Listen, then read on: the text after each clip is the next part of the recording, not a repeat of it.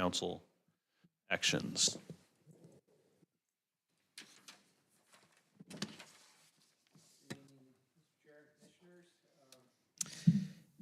The March 20th City Council meeting was pretty lively. We had quite a bit of things happen. The Northwest Village, that's the project up off of Karcher. It's an apartment project that they had requested reconsideration, and City Council granted that reconsideration. And so that one is going to be scheduled for a hearing date of the April 17th. And just as a reminder, they had denied that project originally. There was a lot of opposition to it in the room, and so now it's being reconsidered. Also, a project that you approved was Karcher Ranch Estates. That one was just down the street on Karcher, and that was you approved it. But that was appealed, so that one will be considered at the May 1st City Council meeting. So the neighbors appealed that project. That was a conditional use permit, correct? Correct. Okay. Yeah, and that was in the BC zone, so multifamily in the BC zone. Just staff communications, there was a lot of discussion about impact fees. I can give you more details if you need. And then we filled the room again with people who were concerned about the come and go gas station. I think I mentioned it the last time we were here. Filled the room again. I gave a presentation about what City Council's options are in those situations. And essentially it came down to they were entitled to the uses in the BC zone.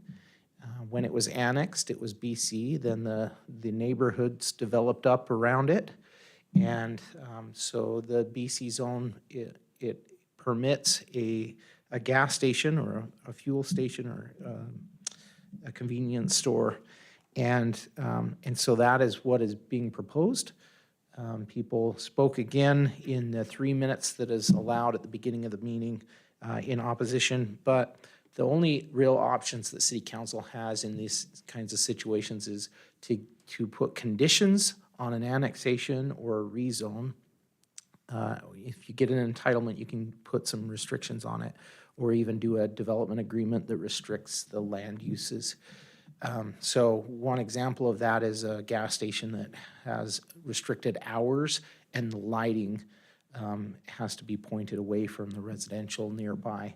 So that's some of the things that can be placed on a project to mitigate concerns. Or you can rezone it or zone it to BN, neighborhood business, which doesn't allow for fuel stations. So if there's a concern about fuel station coming in near a residential and they're requesting a BC zone, one thing you could do is you could recommend denial if you found that that was appropriate, that the land use wasn't the right fit. You could recommend denial and then suggest that they come back with a BN zone that limits the land uses.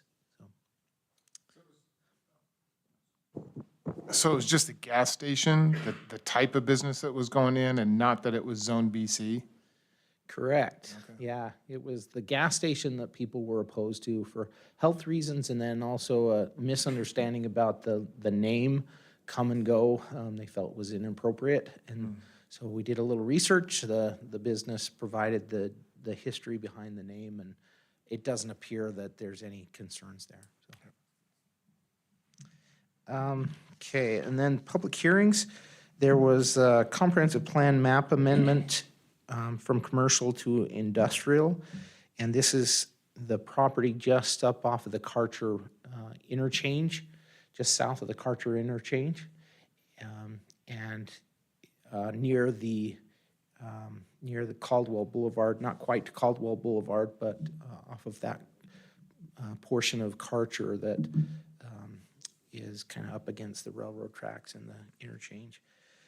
So that was an industrial use, but they had been using a property to the south that was BC zoned, and they wanted to fence that area in, if you recall, to protect their equipment that they have on their property. It was right next to a IL zoned property, and so they requested that it just be the comp plan change and then the zoning change to IL. So that was actually denied because city council said that they felt the land uses in the area weren't compatible, and that the closer we get to the Caldwell Boulevard, we don't want to encourage industrial. That was the one at the end of the road down past the Zamzos where there's. Correct. It has maybe one car a day drive by it. Maybe two. Maybe two. On a busy day. Industrial project going right next door. Yeah. Yeah. Plenty of semis driving. It's already done. So why, are they going to be allowed to fence it so they can secure their So stuff? if they or- are to fence it, they have to comply with our design review standards. Which is crazy. So it's going to Should've gone to be the very meeting. difficult for them to do that. That's, for what that is and what they're doing, that's nuts, but. Just my The opinion. next one was city code changes, text amendments for Title V. We helped the Parks and Rec Department draft some changes to their code for trees. And one of the things that I think maybe you need to be aware of is the requirement now for developers to have a letter in hand from the arborist about existing trees on their property. So if they are going to develop them, the arborist needs to go out and take a look at the existing trees. If they're, I think it's 4 caliper or greater. And so if they're larger trees, he needs to go out and look at it, determine whether it's worth preserving, and then if it is worth preserving, they need to design around it. Or if they take it down, they need to mitigate it by planting other trees. So Is that just one tree for one tree, or is it? there's a lot of details, and I think that he's in charge of that. Like, this is their code, so I don't have all the details there, but he would assess the tree size and the impact it has, and then One tree for a week old versus one tree Right. 10 years old is no Right. comparison. And we already have requirements for trees on development. So especially for a subdivision, we require quite a few trees already. So I'm guessing that this would have to be some serious mitigation by planting additional trees. But I can get more details and Yeah, that's all give right. that to Just you. As long as, when we see them, we'll need the information then. And then the last one is Chapter 34, Design Review. The design review guidelines were adopted, and the Chapter 34 changes were adopted as well for industrial, and you reviewed that and recommended those changes. So that's all I have. Okay, thank you.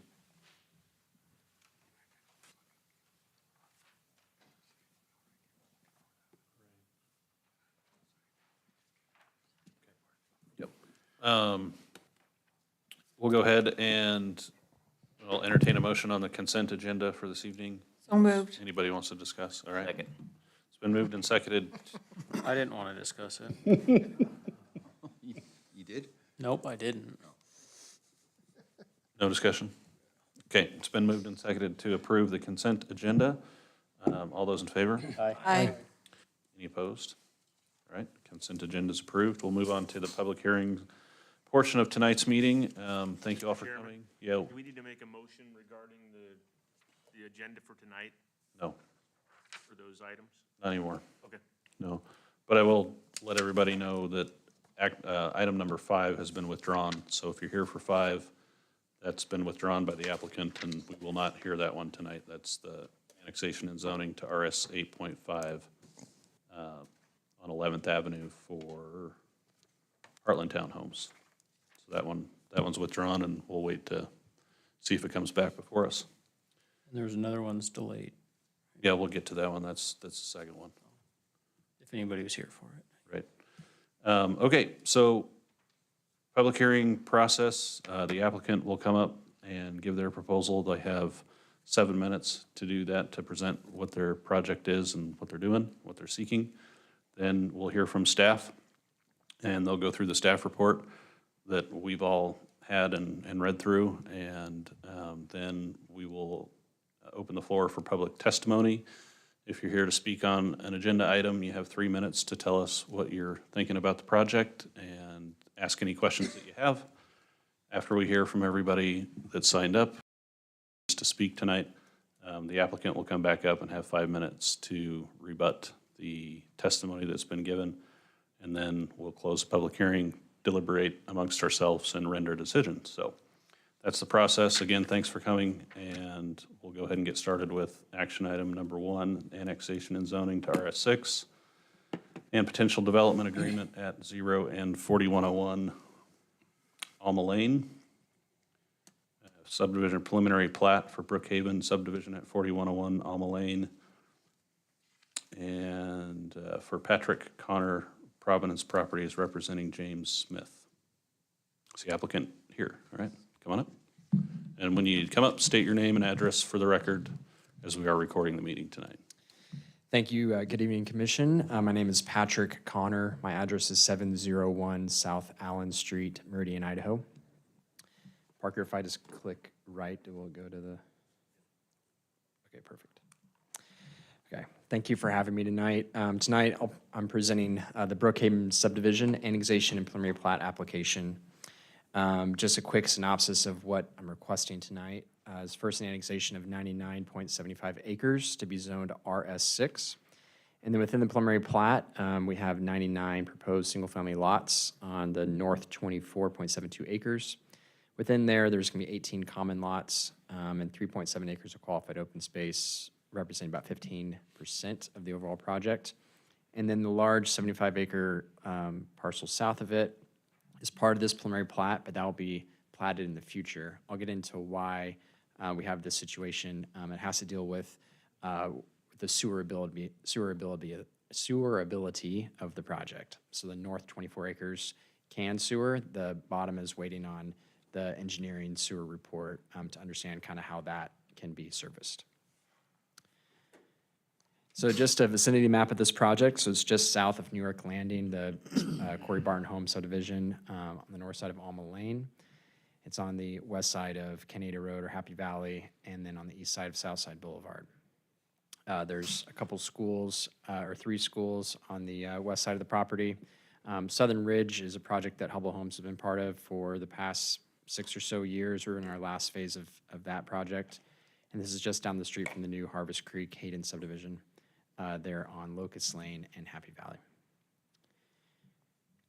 So the future land use map shows medium density residential for this particular parcel. So we're in compliance with that with what we're requesting tonight of RS6. This is a zoning map of the area around us. So north of us is RS 8.5, to the west is RS 7, and to the northeast is RS 6.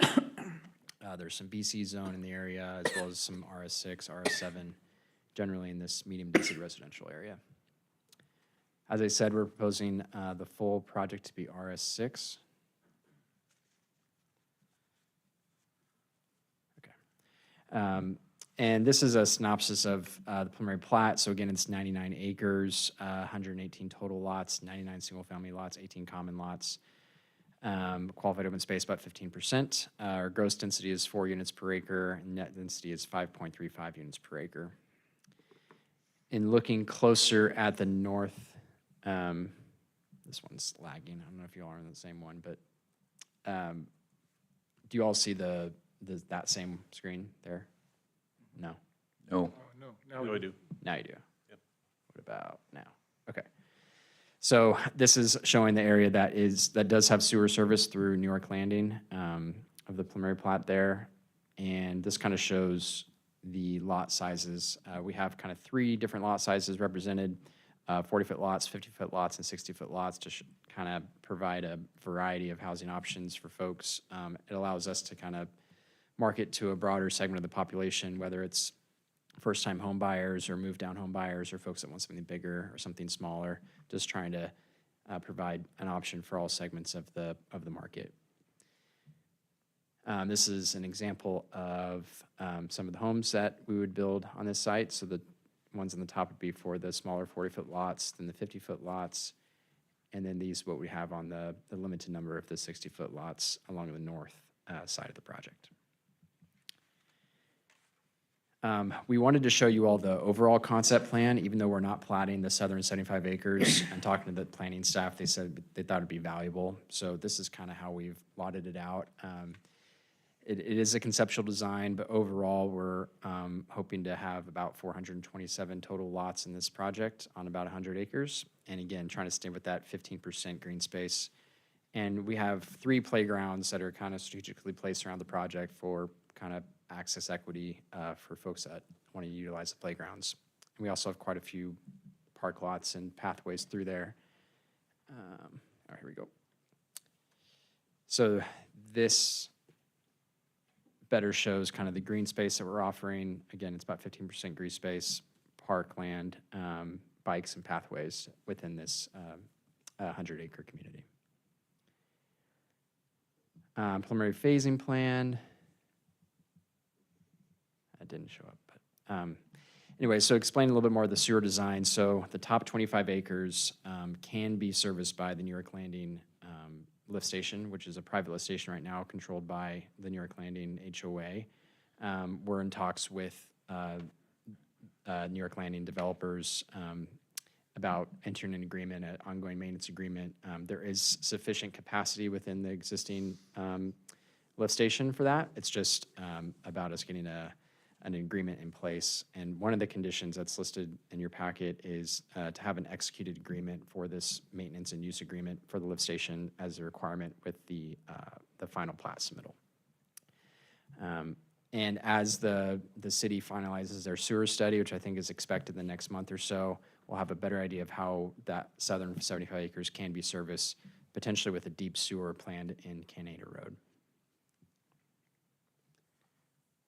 Again, within your packet, there is conditions of approval. One of them is in lieu payment for intersection improvement of Locust Lane and Happy Valley for that roundabout plan there.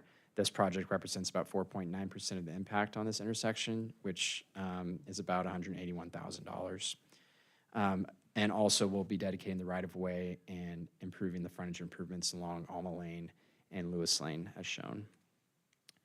And this is just a shot of, on the right side, you have New York Landing with their frontage improvements done, and on the left side would be our project. So if you can imagine the frontage improvements being the same on either side of the road. I think there's also additional pavement that would be put in for this subdivision.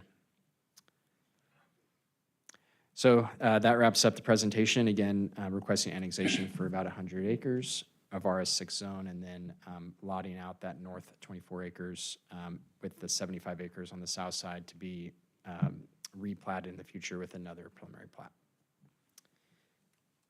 Thank you. I have a question for you, please. Yes.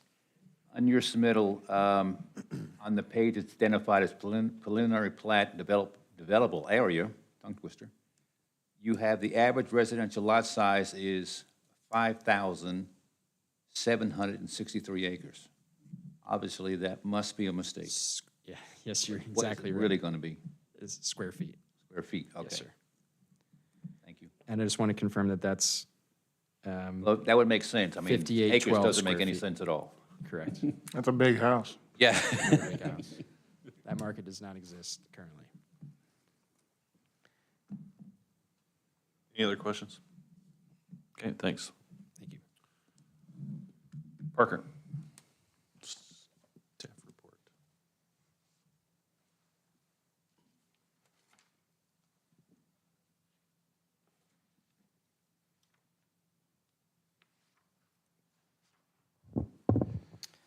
Thank you, Chairman and Commissioners.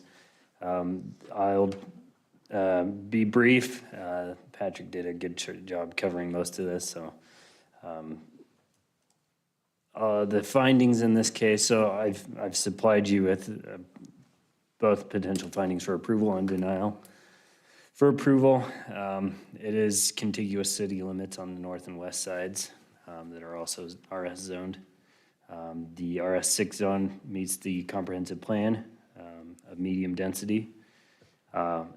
The RS6 zone allows for single-family detached, which is what's existing in the adjacent city zone properties. City services and utilities can be made available to the property. The subdivision and building would have to meet city codes. So it's, they would also be providing right-of-way and frontage improvements that are in the interest of the public. If you choose to recommend denial, a couple of staff recommendations is that it's in an area not surrounded by city, so it's not enclaved and could be considered sprawl. And there's not necessarily a abundance of commercial services nearby, which would increase traffic. A long way of saying that it's just not the right time for it. So those are findings, should you choose to vote either way. The Newark Landing to the north, county surrounding Fenway subdivision to the west. The proposed gross density is 4.19, which is within the range of 2.5 to 8 for medium density. One thing to state, the comprehensive plan encourages development in areas where they can make efficient use of existing services. This is on the outskirts, obviously. We'd be extending more services, so it's a little more difficult, but not necessarily out of the question. So here's an overview of the area with the star on this proposal here. Regarding the plat, the proposed net density is 6.75, the max is 7.26. The minimum lot size is 4,800, and that's the proposed minimum. The required open space would be 10. The proposal is 12. I'm not sure. A little confusion about how that was calculated, but it's above 10% regardless, so they meet that requirement. The concept plan here, staff is recommending a development agreement to hold the concept plan in for future platting reasons. Our codes have changed recently, so this would essentially hold it into our code that this subdivision was submitted in. So future phasing would be under that previous code, essentially. There are a subdivision code has changed, and we're switching to a different density calculation. So this to create a more equal look between this phase and future phases, it would be in the interest to maintain it all under one review. The correspondence, building regulate, Title IV, building regulations. Parks is requesting a 10-foot side path on Lewis Lane. This is 3.8 miles from Fire Station 2, which is a 10-minute response time. And then there's a drain requiring an easement as well. The applicant covered engineering correspondence and the fee in lieu of, and the sewer connection as well, so I won't cover that. Those are all in the conditions of approval, as well as the development agreement condition, and a potential motion there. I will stand for any questions. Parker, I have a question on the fire department letter that we received. It says the City of Nampa 2040 Comprehensive Plan states that the response objective for Nampa Fire Department is to arrive at 90% of emergencies. 5 minutes alarm time within 5 minutes. This is within 10 minutes. This is at 10 minutes. And within 1.5 miles of the nearest fire station. This is 3.8 miles from the nearest fire station. So they're using a part of that 90%. Do we have anybody that keeps track of the total? How close are we to the city's fire department's 90% goal? I mean, we, very often we have,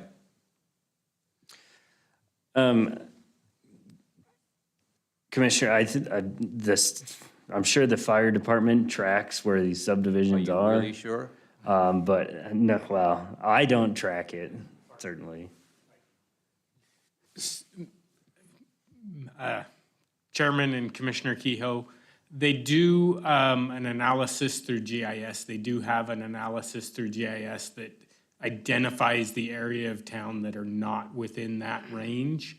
I don't specifically know what percentage that is, but they do have the ability to have that information on what areas of town are within X minutes of a fire station. And if the total in that area is, say, 70% they can't get to in time, would they have the power to say no to a subdivision or something? Or is it just a recommendation? The fire department does not have any authority over land use, and so they would not have that. That is a city function and not a fire district function. Okay, thank you. I also had another question for you, so since I've already got you. It says in their application that a roundabout's gonna cost $3,700,000. Is that the average price of a roundabout in Nampa? It can vary depending on the needed right-of-way and other improvements that are needed there. Is it close to average? That's, I would say we're somewhere between 2 million and that is probably around what we're seeing. That one has some more significant right-of-way needs Yeah. because of the offset nature of that Yeah, intersection. I noticed that. And so that one is probably on the higher end.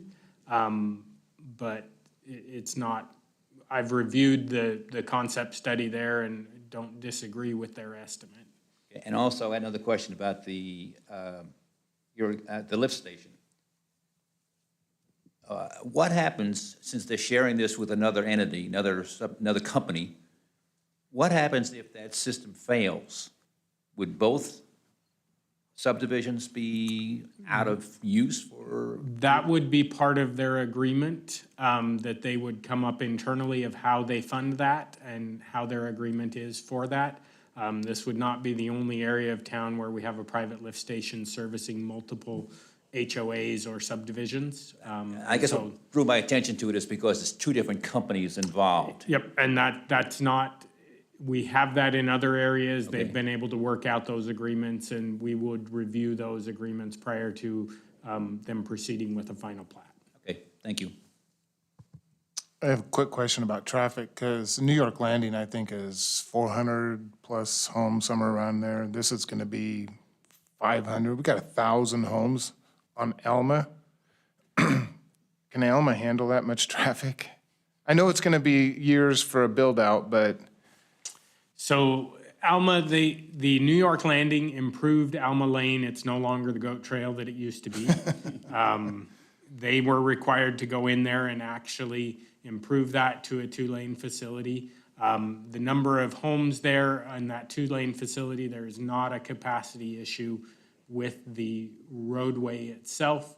There are some intersection things that are existing deficiencies that will need to be corrected by the city at some point, but the roadway itself can certainly handle that much traffic. and I don't know if you, well, I can look at it later. As far as the zoning out in that area, because again, this has come up before, just a lack of commercial, be it a gas station over there or a grocery store or something like that on that side, that part of town. I mean, we're just adding, I guess commercial comes in after residential, so I do understand That is that. what we see. Commercial does not speculate on Right. houses coming. They wait until the houses are there and then they come. And we'll see that, okay. Because right now, I see 1,000 homes going to 12th and Greenhurst. You got any money, want to make an investment in? Anyways, that's all I had. Mr. Chair, Sorry, I did have one more question. Go ahead. maybe I just respond to that just real quick. The recent updates to our comprehensive plan identified several areas out there with the ability to do community mixed use and then residential mixed use. So the residential mixed use allows for some of that small scale commercial. The community mixed use allows for that higher density or higher impact commercial. If I remember right, I don't have that new map up.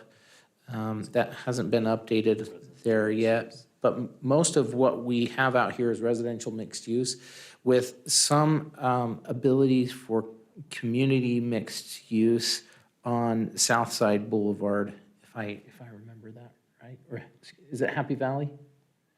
It's either Southside or Happy Valley. We've identified a kind of a corridor for community mixed use. So hopefully we'll get some of that once we have the rooftops to support it. But that's our effort to try to address the concern you had. Okay. Mr. Chair, I have one more question. I had noted on here the sewer report that's due late spring. What is that? Is that just going to be an update to the capacity of the sewer system and future or whatever? What does that entail, that report? Mr. Chair, Commissioner Kirkman, we are updating our sewer master plan. And so that is a full update to the master plan for the entire city's sewer system. Okay. That's all I have. Any other questions for staff? All right, we'll move to public testimony for this item. I don't have anybody signed up on the sheet. Is there anybody here that would like to speak for the proposal, against the proposal, or undecided in the audience or online? Okay. Any questions for the applicant before we close the hearing? Okay, we're good, I think. Make a motion, oh, I'm sorry. I was just saying for any Wasn't even paying questions. attention. Questions for the applicant? Okay, I think we're good. I'll continue with my motion to close public hearing. Second. It's been moved and seconded to close the public hearing. All those in favor? Aye. Any opposed? All right, public hearing is closed.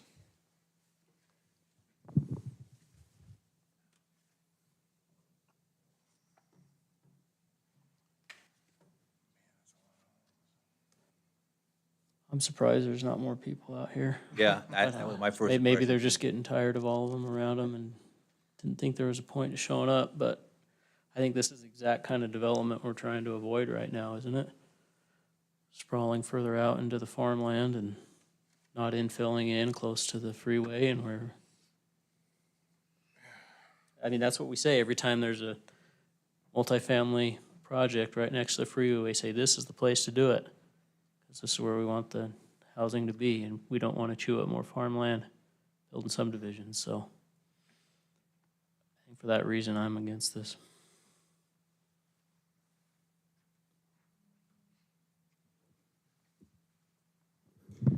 My response to that would be if that was what we needed, it would have been in the comp plan, and we just updated it, and we didn't update it to estate lots or anything like that. It follows it, so I would say I disagree with what you just said, but Because the comp plan that was adopted allows for that calls for use. this, so. Designated as medium density, and I think the project conforms to the comp plan and the designation. It's out there a ways, I'll give you that, but It still doesn't mean that every project should go through. no, I'm not, we're all entitled to our own opinion and vote, except for me, because I can't vote. But I tend we to- have I a tend to guiding think- document for a reason. I tend to think Drew is correct. I mean, we keep talking about this and we keep talking about it, but we never do anything about it. We just talk about it. I think the market will decide when there's enough housing. Well, it's just like the sewer. We don't even have any sewer out there, but they have to piggyback with somebody else. Saves the city money if they're piggybacking off somebody else. No, we've got that one right across the street. I have a hard time saying no, but then we get more down there, then we'll get more services down there. The growth is gonna be there sooner or later. Yeah. I think for me, the question is this the right time for, you know, for a project this huge? I mean, New York Landing is comparably, it's a little bit smaller, but comparably, it's about, you know, has 400 some odd homes in there. And it's still being developed, and Southern Ridge right across or on the north side there was a huge project, and they're just finishing the build out there. I just don't, I'm torn between this one. It'll be years though before they build all that. Oh, yeah, yeah. No, I agree. But that's kind of why I was interested in that sewer report, like, what's the state of the sewer system? That's weird. That's a weird thing to say, the state of the sewer system. But, I mean, you've seen your sewer bill lately, and not lately, but for the last couple of years, it's doubled. Is this gonna, projects like this, is that going to continue to, well, yeah, it would, just to maintain capacity. Whether or not they're sharing a lift station or not, it still goes to the same system. Plus the water, the irrigation, I mean, bills have gone up on that quite a bit. I mean, it's all part of this, the big picture here, I guess is what I'm looking at. So, development this size on the outskirts of town and the cost moving those services to a development of this size, that's my concern, not to mention the traffic impact at some point. The services are there. They're already there because of New York Landing. They're there for the north part. Yeah, but there's capacity for this project. They're just tying into the lift station because the sewer line is so much higher, they've got to get it up. But the water and everything else is already there, so it's not like we're stretching out there to a new subdivision that's right across the street. Where's the area of impact again, the border south there? Is it past Deer Flat? It's out towards Hubbard or not that far? It goes down to Deer Flat, I think. Deer Really Flat- halfway between Deer Flat and Cunin. Yeah, Deer Flat's not that. It's only another mile past. Yeah. Oh, halfway between. Mr. Chair and Commissioners, I'm going to show you, this is the the one that was just adopted. However, this is what was approved this is what was in place.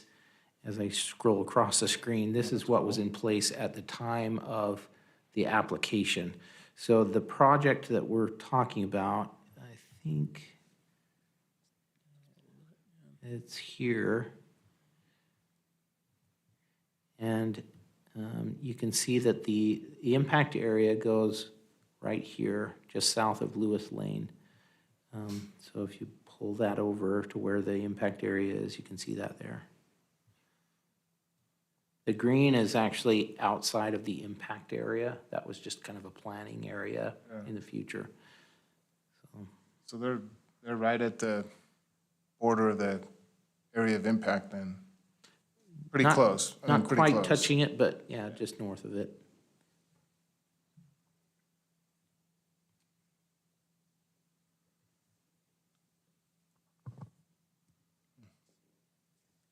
I think I would be careful, because in the presentation that they gave, it didn't show the large amount of that project. He said that the city had asked him to put that in there. It might be good to put that in there to show all those other homes that go all the way down to Lewis, but for the most part, all we have and all we're asked to consider is that northern part at this point.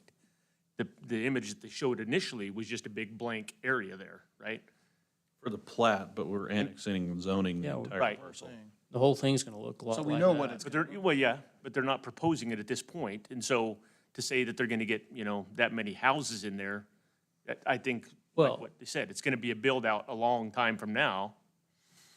But we're giving them the entitlement to do all of it now. It's just plating that comes later. And like Ron said, the market will determine how many houses actually go in there. I mean, New York Landing was way out there too, but it's building out and people are moving into those homes.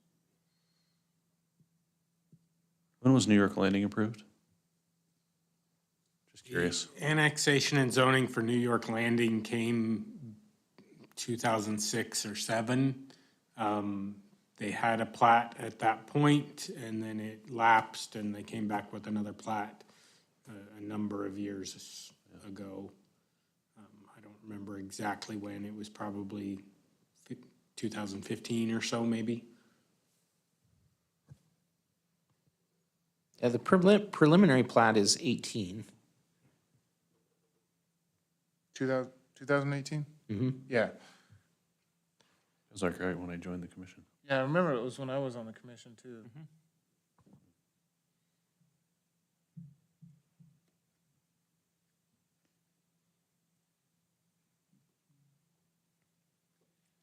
Just because we approved sprawl before doesn't mean we have to do it again. No, for me, I think that we have to be very careful, because if they come in and they've met all the requirements, everything that the code tells them that they need to do and that they can do if they abide by it, what we end up doing was we just say arbitrarily, I don't feel like it's the right time, so I'm not gonna vote for this. And that takes away from somebody's rights. They have property rights because they own that property, and what they wanna do with it, if they're doing it within the system that they've been told they can do, we gotta be careful that we're not just saying, I don't like this, it's too far out there, I don't wanna approve this. Now, it's our discretion, right? Yes, Why have this commission then? Well, for this reason right here. So we can have a conversation and we can talk about it, and you're gonna vote one way and somebody else might vote another way. I agree But- with you that we just, if someone is against a project like this, you can't, I don't think we can say, well, it's just too far out there. There has to be reasons why someone has that opinion. My reasons personally, wasn't there a fire station planned out in that area at one point? I can't remember if that was, I thought it was over in that area, give or take a few miles. Was I dreaming that? I must have been dreaming that. Wishful thinking. It was on my Christmas wish list, I think. But at some point, it looks like there is gonna be the need for, fire coverage out in that area. On the plus side, the police department report says that the average for an area like this is 40 service calls per year. This particular area only has 15 per year. It's because there's nothing out there. Well, but it's still 40 in an area of this size. There's a cow wandering across the street or something. I'm just trying to find a positive for you.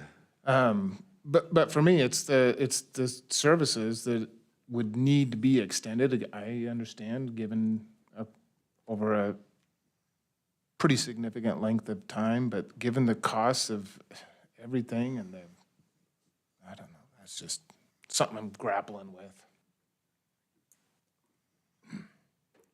If we had to take them out there, I could agree with you, but because they're right there, the services are there, so I don't see that as an issue myself. Well, the sewer's not there, though. Well, it's not They just they the have sewer. access to a sewer, but not the city sewer. It's not just the sewer, it's the impact to the services also. When will it be? So I need to clarify that. It is city sewer. The gravity mains are city sewer mains. It goes to the city sewer system. Right. It is serviced by a private lift station. Right. But it is city service, it is city sewer. Right. I understood that, but I understood the lift station was not the city, and then, to me, that's the stumbling point, because it's not city-controlled. It's controlled by those entities out there. Not paid for by the city either. So Well, that's a good point, but what happens if something happens to one of those lift stations? The city's not obligated to fix it. They fix it. they'll fix it. That's good. ASAP. There's still a huge impact to the city system, the city sewer system. Yeah, lift because they have to clean the sewage. They have to make it drinkable, potable. Wow, Well, they have to get it clean enough that it could be. Parker or Rodney, do you remember, we considered a project, and I think it's probably not very far from here, where they had the question about the farming operation and the things that they did with their pesticides? How far away is that, and how big was that one? Upper right of that map right there. of the yellow, it's The light it's the yellow. light yellows section. You can see the cursor kind of That was a year or two ago. Year ago, probably. Yeah, about a year ago.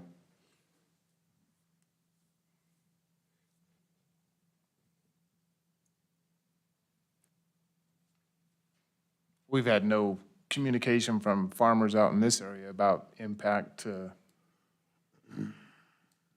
this project. Oh, I didn't get any correspondence from the public.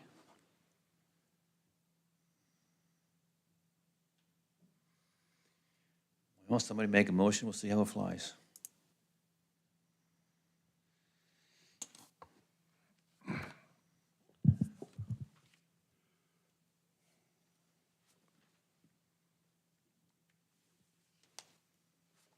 I don't get to vote, but I'm with Matt. I mean, and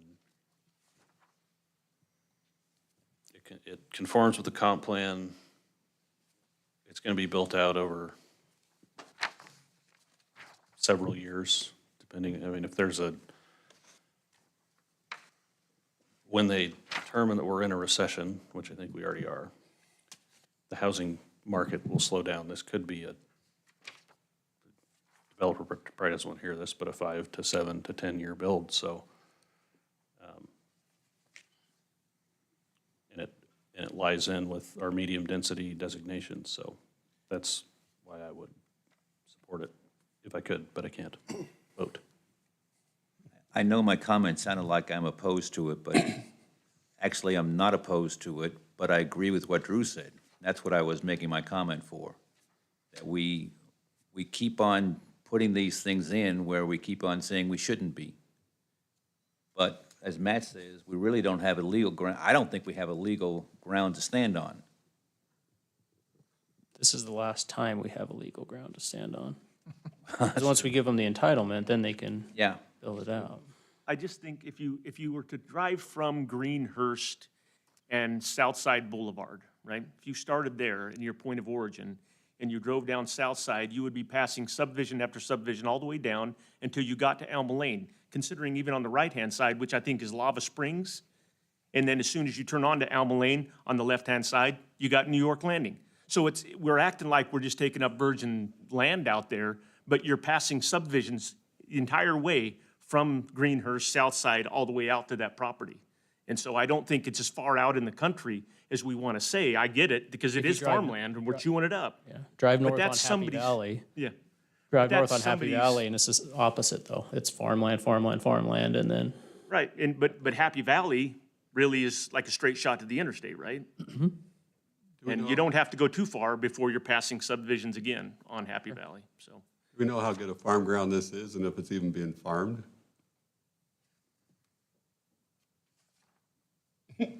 Sorry, was that a question? I said, do we know? But I think that the point is that even if it was farm ground, somebody decided to sell it. Yeah, So they, decided that that's what they wanted to do with the land. I'm with you. And that's another point I agree upon. I think that people should have the right to do what they want with their land, within bounds, within reason. And certainly if you don't want to be a farmer anymore because it breaks your back or you don't have any kids to give the land to, you should be able to get out from underneath it if you want to. So it's a tough one, but Here's a chicken and the egg thing. So I'm looking at the proposed findings for denial that staff had put in the packet, and again, these are just proposed. I appreciate staff putting these in there, but the development is proposed in an area not surrounded by city-zoned property. And this goes to what you were saying, Matt, the reasons for a possible denial. And then there are no commercial services nearby, which why I asked that question, because I get, here's the chicken and egg thing. I mean, there's going to be no commercial until there's residential out there, but since there is no commercial, should there be residential out there?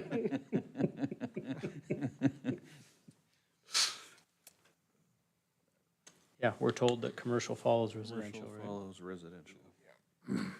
So no commercial services nearby, which will create additional traffic, which it will if there's no commercial out there, because they're all gonna go straight down Happy Valley all the way to Winco or down Greenhurst and surrounding streets to 12th Avenue.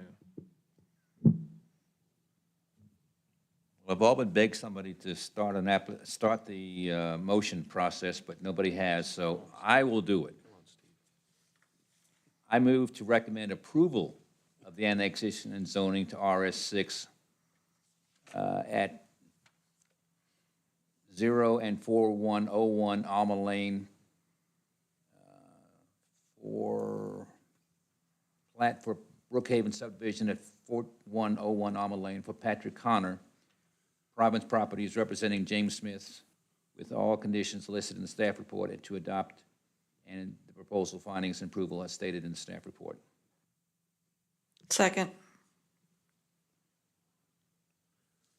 Any discussion on the motion?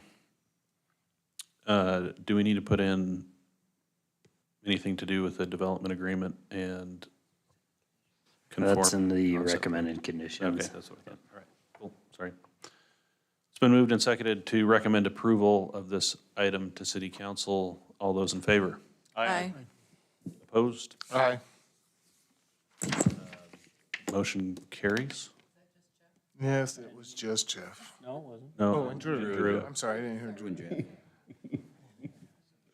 Okay, the motion carries. That will move on to city council. Thank you for your time. All right, item number 2, I will entertain a motion to continue to April 11th, 2023. So moved. Second. Been moved and seconded to continue this item number 2 to the meeting on April 11th, 2023. All those in favor? Aye. Aye. Any opposed?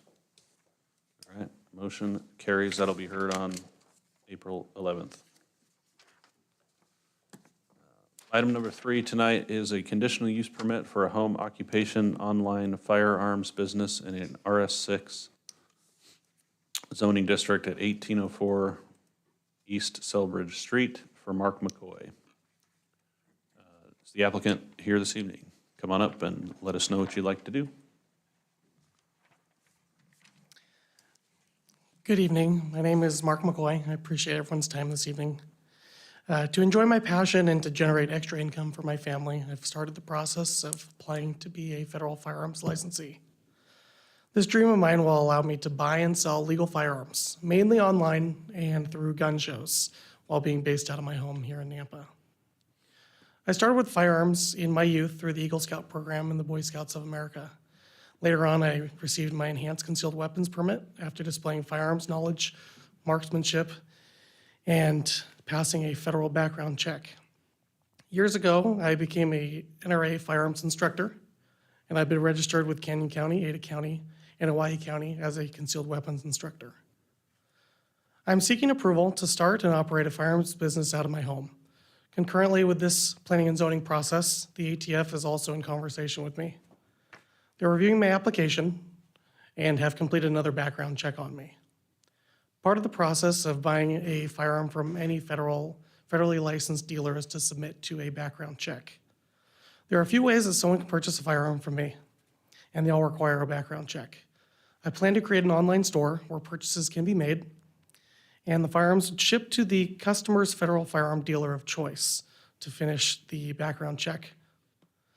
The second option would be to purchase from me at a gun show, which also requires a background check. And lastly, by appointment only, the customers seeing my online store could purchase directly from me in my home after a background check. The point I'm trying to make is that no one can buy a firearm from me once this is approved, or any firearms dealer without a federal background check. This is to show that any transaction that I perform will be safely done and by the law. This is not something that I anticipate will affect the traffic in my neighborhood, because most of my sales will be done online and shipped out or at gun shows. Occasionally, I will have customers come to my house, but it would be by appointment only. Lastly, I would like to be able to assemble firearms in my home in order to sell completed firearms. Most of the popular firearms in the United States can just be assembled by taking a completed upper and a completed lower, putting them together. That counts as manufacturing a firearm. So since the ATF does classify that as manufacturer firearm, I'm also looking at being able to do that. I'm in nowhere using any machines or anything like that. It's all done by hand. The ATF has asked me to just disclose that I plan to assemble firearms in the future, not anytime soon. I'm not just prepared with, I don't have any tools or anything to do that. But to summarize, I'd like to ask for approval in opening a home-based firearm business and turn the time back over. Thank you. Any questions for the applicant at this time? All right. Rodney? Okay. Mr. Chair and Commissioners, Rodney Ashby. You can sit back down. We'll call you back up later. Thank you. Rodney Ashby, Planning and Zoning Director. The request before you is for home occupation.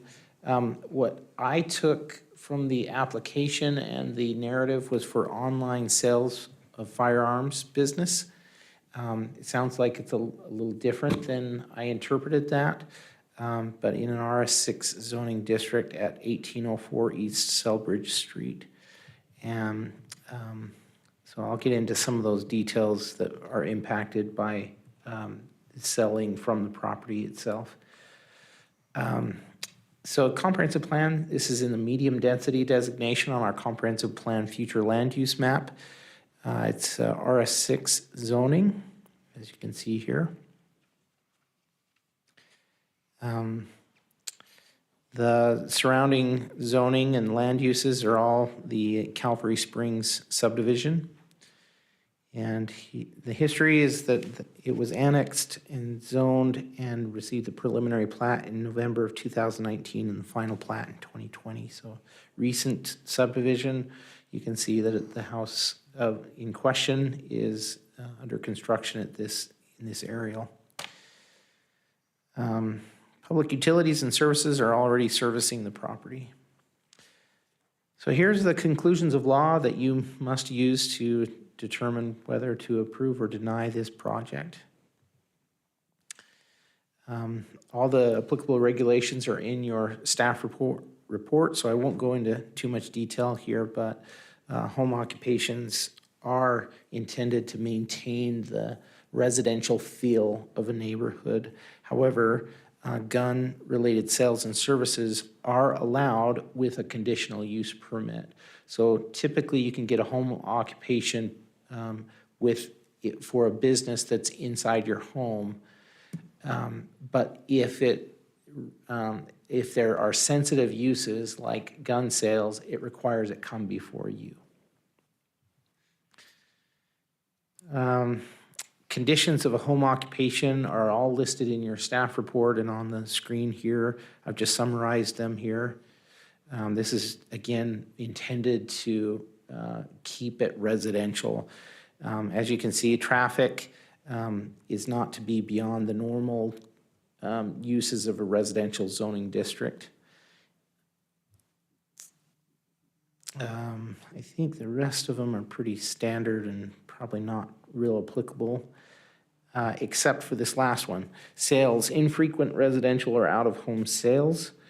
Oh, I'm sorry, this one's referring to garage sales, not to specific sales from the business. The complaint procedure, so if they don't comply with these conditions that we've just gone through, if there are 2 complaints and it is found to be valid, the conditional use permit may be revoked, and the applicant would need to resubmit for a new conditional use permit and prove they are compliant with the conditions in the code. Again, what I would do in that situation is if I got 2 complaints from residents within 300 feet of the property, I would go out and look at what their complaint was to see if there's validity to it. Let's say they're storing their equipment outside in the front yard or something like that. I would take a picture and then notify the applicant or the conditional use permit holder that their CUP is revoked. What if it's something more innocuous, like too many people visit the home? How would you know that when you went out there 3 days in a row? That's a great nobody showed question. up? That's part of the reason we have to have 2 credible complaints. Because you want to, if it's just your neighbor, that's maybe they see friends coming over on a regular basis. So I'd have to dig into that. I'd have to ask the applicant, say, hey, what's going on here? How many people are visiting for your business? How frequent is it?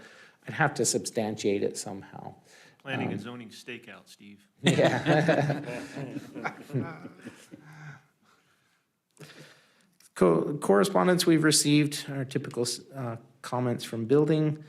We did receive what they called a petition of requesting denial, stating concerns about safety, break-ins or threats to the property, and decreases to property values.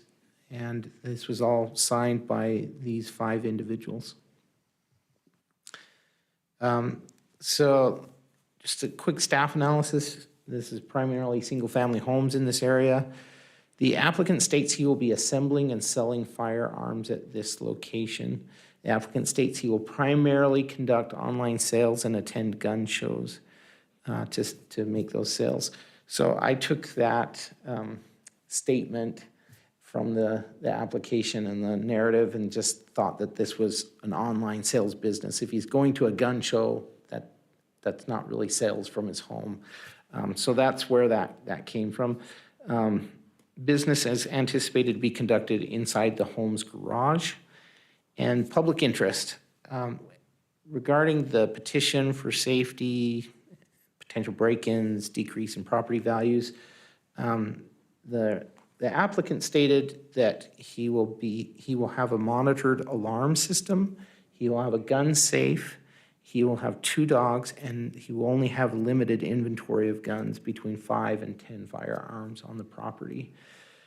There's no way for me to confirm that, but that's the statement he gave in his application. And then the last one, I didn't respond to this one on the screen here, but decreases in property values. I have no indication at all whatsoever of decreases in value based on a home occupation business of this sort. The intent is it should feel like nothing's different at this residential location. If you drive by, it should feel like a residential property. It shouldn't be any different than the property next door. So, and here are the proposed conditions of approval. Finally, on number 5, I should have highlighted this, but number 5 is all sales shall be conducted through the shipping and product to the customer or in a commercial setting such as a gun show. So if you choose to approve this, you'll need to strike the condition number 5 if you choose to allow him to make sales from his home. Or we could just add a condition, another sentence that says, or by appointment only at the home. Yeah, that could be done.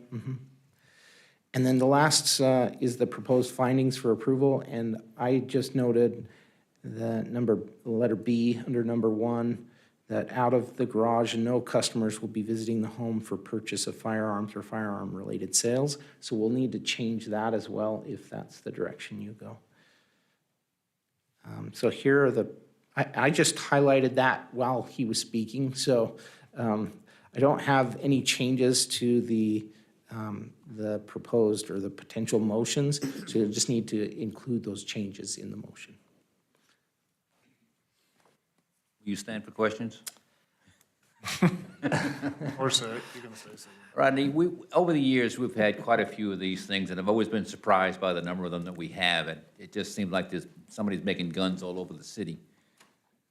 Has anybody ever asked the police department, do they have any history of people being robbed of their guns that they're manufacturing or fixing or whatever? Is this a problem, or is it just something that people assume to be a problem?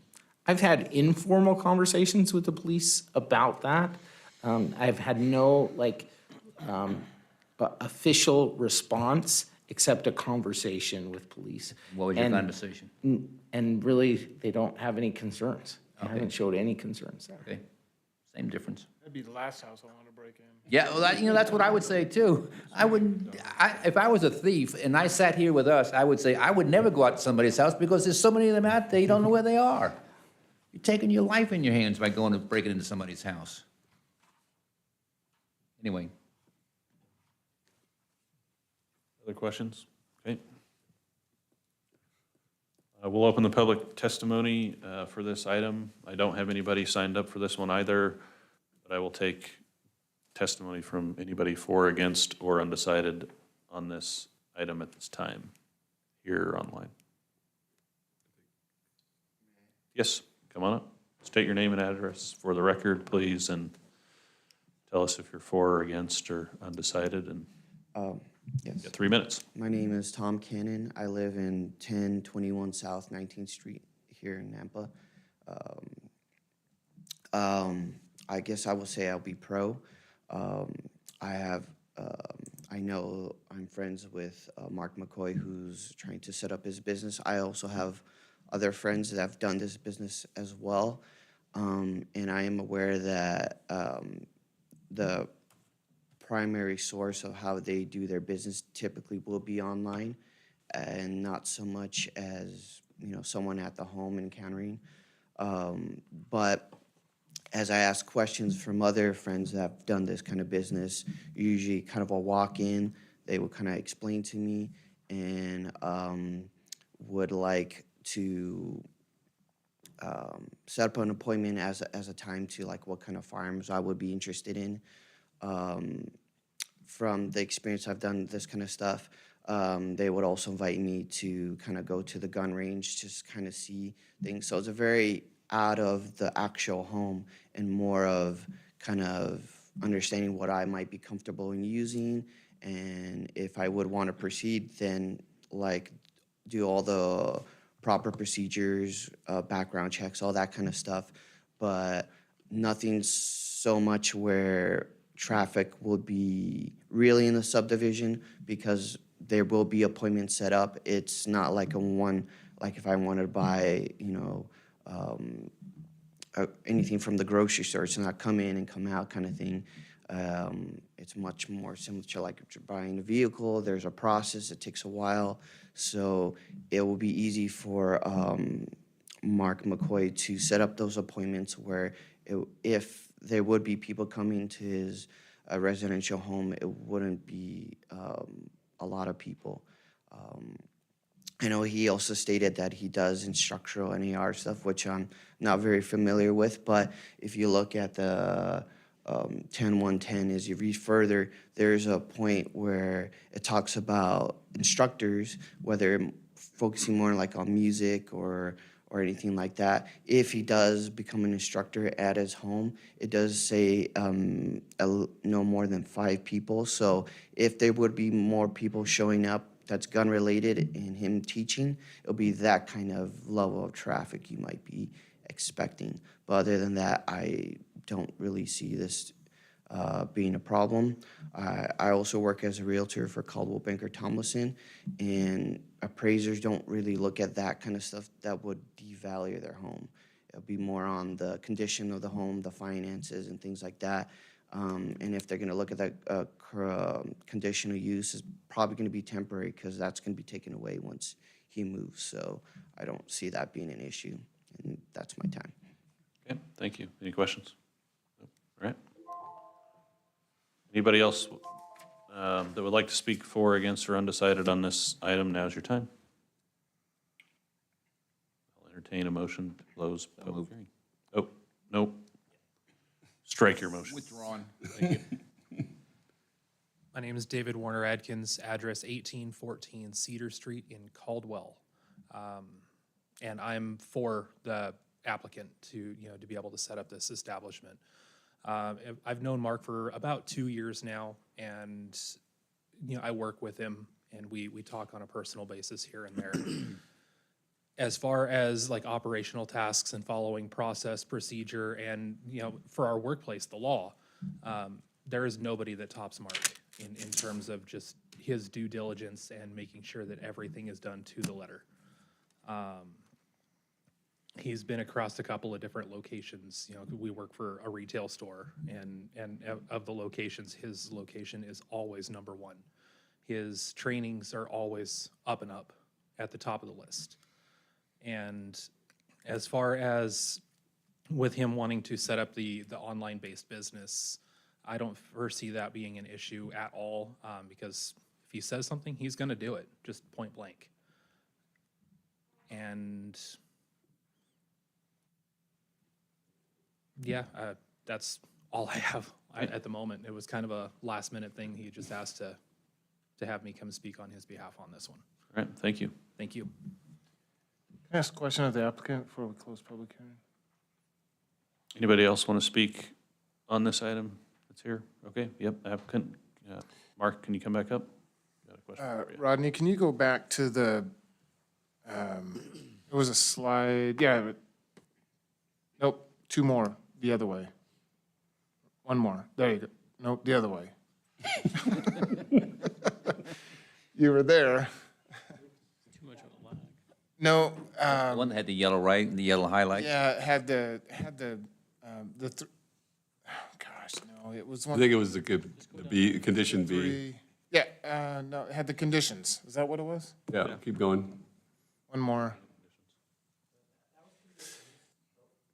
This one's conditions of approval. Yeah, the one with the red highlight, I think is the There one. was like three sections on it.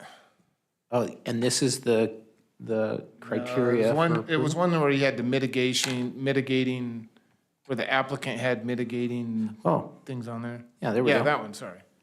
So my question to you is, do you currently have gun safes in your home? Yes. Those will be used for your business if this gets approved, or will you add gun safes? I will add gun safes for firearms that don't belong to me directly.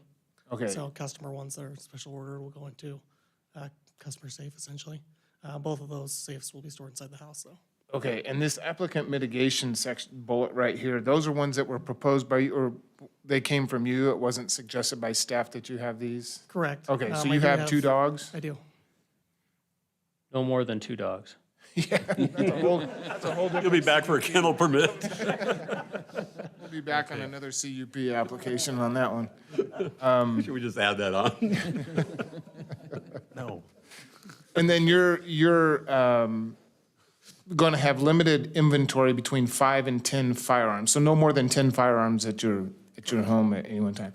So I would suggest maybe we add that into whatever the motion might be, and then, yeah, okay. I just wanted to clear that up with you and make sure that that was coming from you and not something that staff was proposing.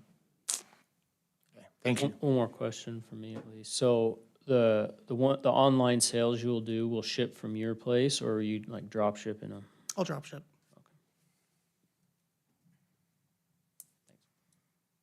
No further questions. You can sit back down. Make a motion, we close the public hearing? Second. It's been moved and seconded to close public hearing. All those in favor? Aye. Any opposed? Public hearing's closed. What would you like to do? I think it's just fine. but- I voice the same thing every time, and we have so many of these things, I just don't understand why, but, you know, if somebody wants to take a chance in a business, more power to them. Because we're in Idaho. Yeah, we're in Idaho, I guess. That's got a lot to do with it. I think it's fine too. Is there anything we want to do with the conditions different than what was there? No, but if you do limit the inventory, you might want to make sure that's inventory and not personal weapons, because if he's probably got his own safes full of guns, and we don't want to limit it on what he owns himself. Why would we limit it, though? Yeah, I'm Well, just saying if you did. Can you bring up the conditions, Rodney, that you had? The slide, go back a slide, then forward. Oh, boy. And up and down. We'll This also one. need to adjust number 5 Yeah. as well as on this one, B, if you want to approve.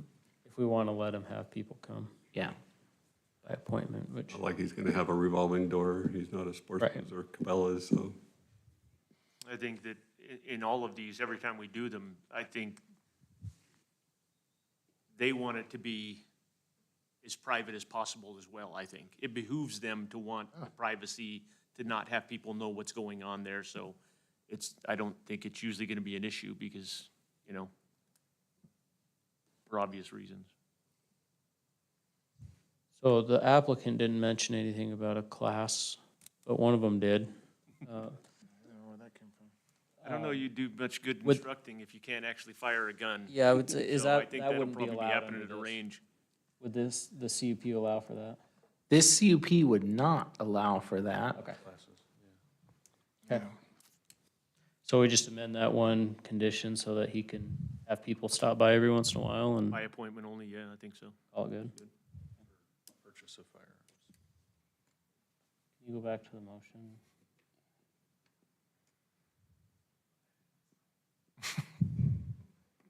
I'll make a motion to approve the conditional use permit for a home occupation online sales firearm business in an RS6 zoning district at 1804 East Selbridge Street for Mark McCoy with recommended conditions and adding to the condition 5 that by appointment customers are also permissible, and all other conditions and findings as stated in the report. Except for amend number finding. B. Remember B, we got to amend that as well. Oh, man. And amending B to say limited by appointment customers. 1B. Rather than no customers. Rather than 2B, 1B. And I'll second that. Been moved and seconded to approve this conditional use permit.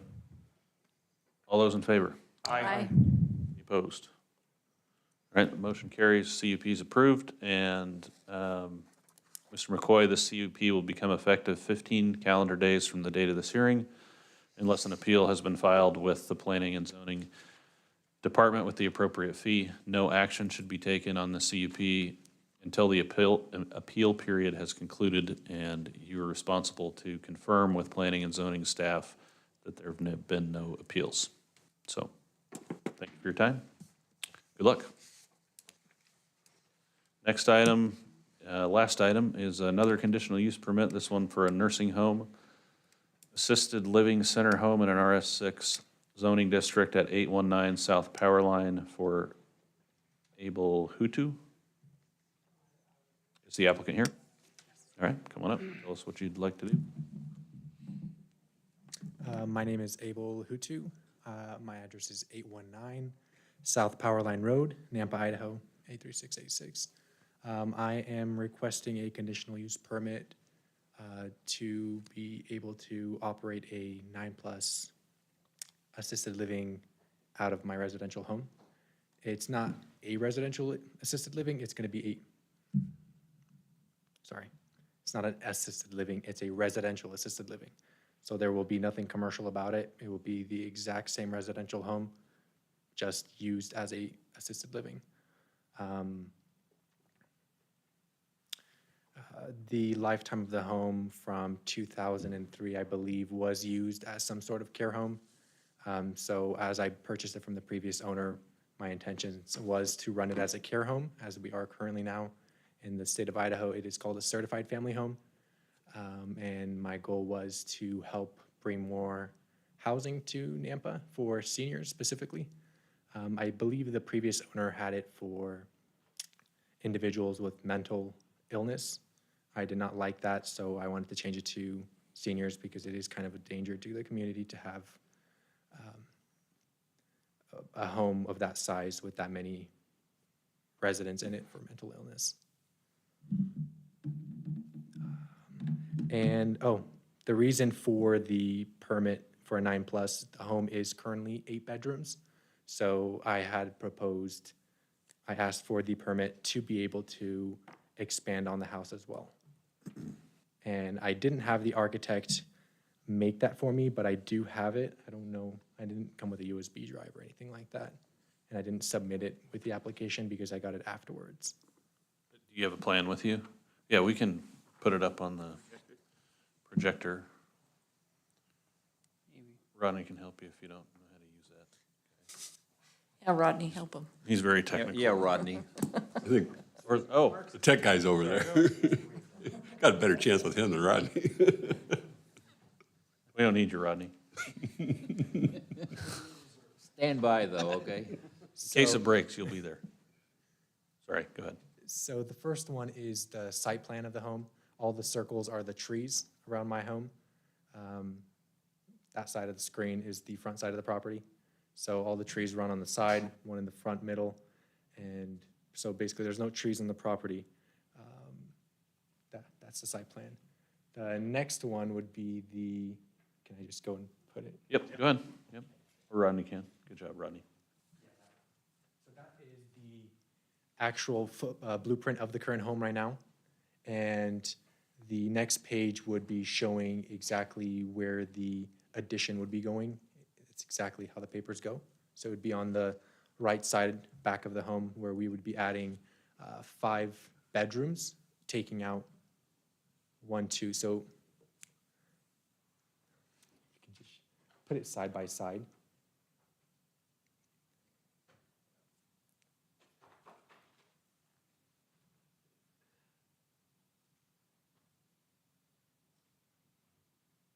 So it would be taking out that back area of the old house and basically transitioning it into the hallway plus the 2 bathrooms and 4 bedrooms. So the total house would then be 12 bedrooms, 6 bathrooms.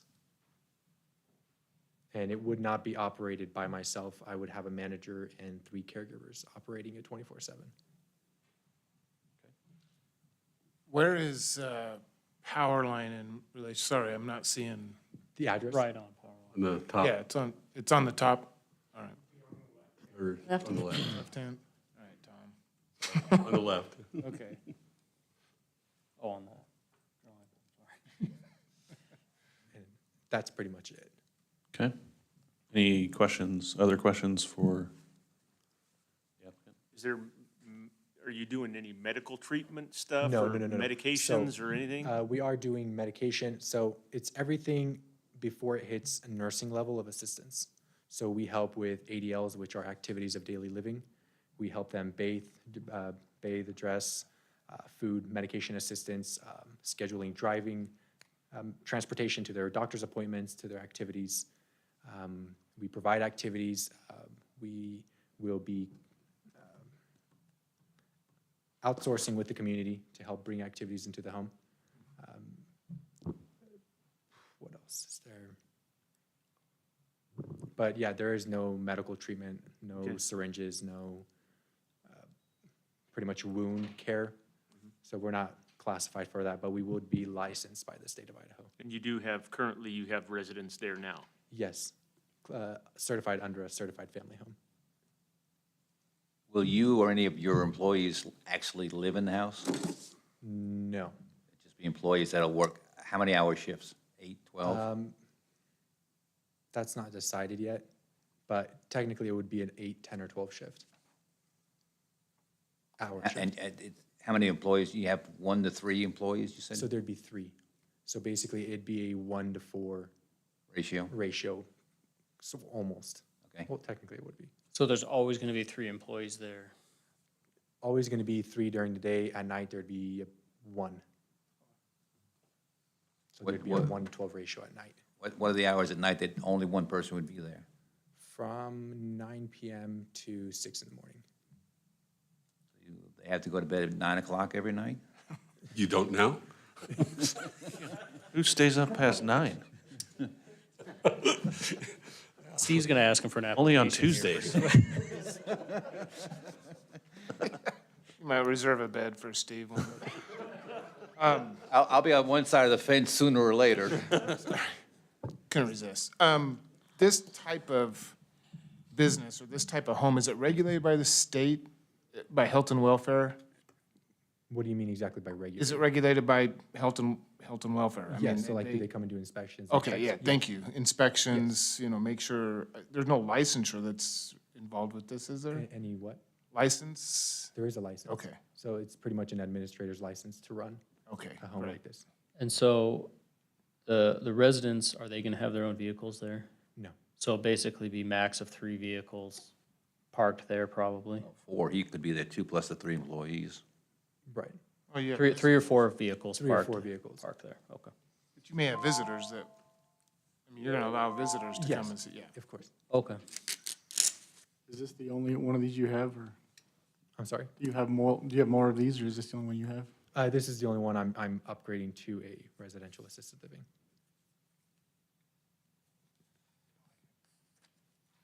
Any other questions? No. All right, we'll hear from staff, and then we'll call you back up if we need you.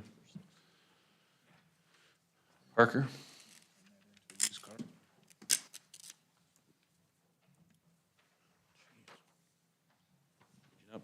back there or anything?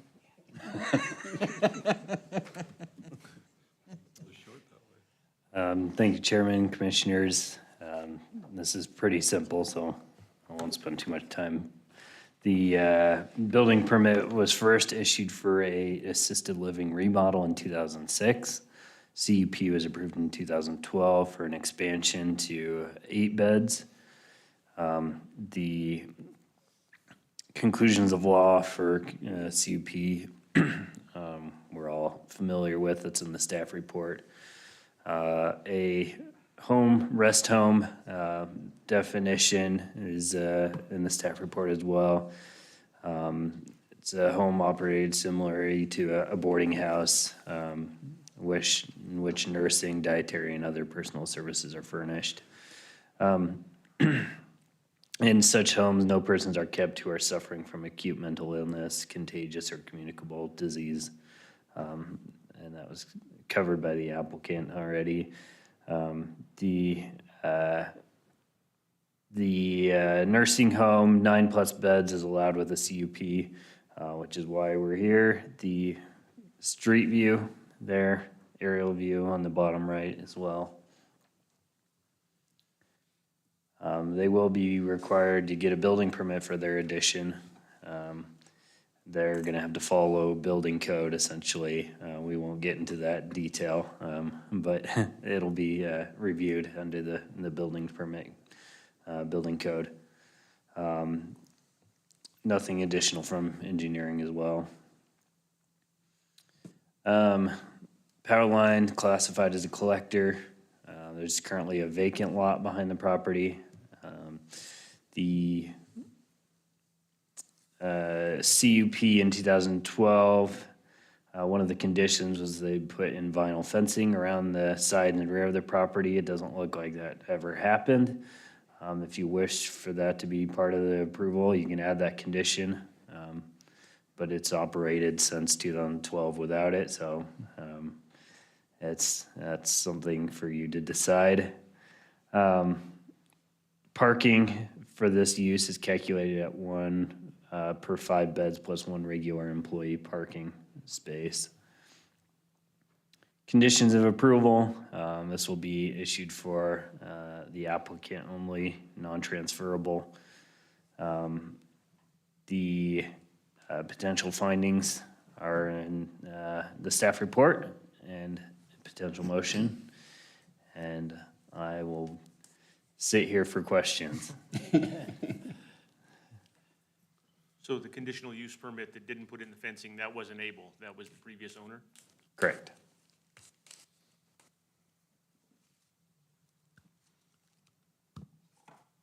It did appear that there was fencing on the back, the rear property line. It wasn't vinyl fencing from what I could see, but there was fencing on the rear property line. So it said engineering may require something on parking. So we would just review if the planning department determined that additional parking was required, we would review it for them putting it in and the appropriate drainage. That was our only comment.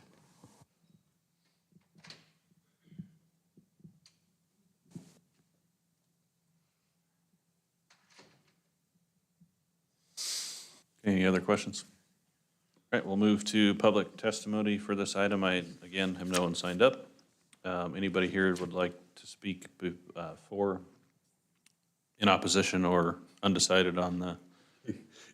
You're the only one that hasn't spoke. Now is your time. Sure. Yeah. Absolutely. You want to save a bed next to Steve? Come on up. Name and address. Mark for the- Davis, 810 Mill Road, Emmett. I actually live in Emmett, but there is a facility like this right across the street. Have no problem with them. This is a great opportunity for some people that don't really fit into a bigger assisted living. Gives them more of a homey feeling. I had my mother-in-law in one for a short period of time. She needed more help than what they could give. But this is a great opportunity for those people out there that need someplace that just a little bit of assistance. You know, I commend people that do this. And like I said, I got one that lives right across the street from me. Have no problem with them. They're always good neighbors, you know, no problem. And it's a great opportunity for those that just don't fit into a bigger facility that need a little bit more hands-on care. So that's all I have to say. Thanks, Mark. Thank you. Anybody else in attendance that would like to speak on this item or online? Can I just ask a clarifying question? Sure. I may have missed this, probably. The to applicant? Yeah. Okay, come on up, Mr. Hutu. So is the fence completely is the property completely fenced all the way around? Not in the front of the house, but from the sides, like halfway point of the house, it goes back. So it's basically a chain link fence from halfway of the house back, and the back of the house is wood. It's like a wood fence, wood picket. So there is, from the house all the way around to the house is fenced? Yes. Okay. All right. That's all I need to know. Thank you. Okay, any other questions? I had just one on the building department's memo. Do we not want to talk about that and let him figure that out, or? Chairman, I'm not the most knowledgeable as far as building code, so we basically, they're going to require a building permit for their addition, and they're going to review it according to the code that they do so. Okay, You're saying don't worry about it. Somebody else will. we're not here to, yeah, we're here to, Mr. Chair, Approve we or had deny discussed this prior to this hearing, and we just felt like it comes down to they have to follow whatever code that's required of the building department, whatever one applies. And so we felt, I think the condition that was placed in the staff report just says that they'll comply with the building code that's applicable. Whatever it may be, they have to comply with Yeah. it. okay. Yep. Got it. All right. Make a motion to close the public hearing. Second. It's been moved and seconded to close the public hearing for this item. All those in favor? Aye. Any opposed? Public hearing's closed. If there's no discussion, Mr. Chair, I'll make a motion. Let's do it. All right. I move to approve the conditional use permit for a nursing home, assisted living center / home in an RS6 zoning district at 819 South Powerline Road for Abel Hutu with recommended conditions and adopt the potential findings of approval as listed in the staff report. Second. It's been moved and seconded to approve the conditional use permit for this item. All those in favor? Aye. Any opposed? All right, the CUP is approved, and Mr. Hutu, the CUP will become effective 15 calendar days from the date of this hearing, unless an appeal has been filed with the Planning and Zoning Department with the appropriate fee. No action should be taken on the CUP until the appeal period has concluded, and you must confirm with the Planning and Zoning staff that there have been no appeals. All right?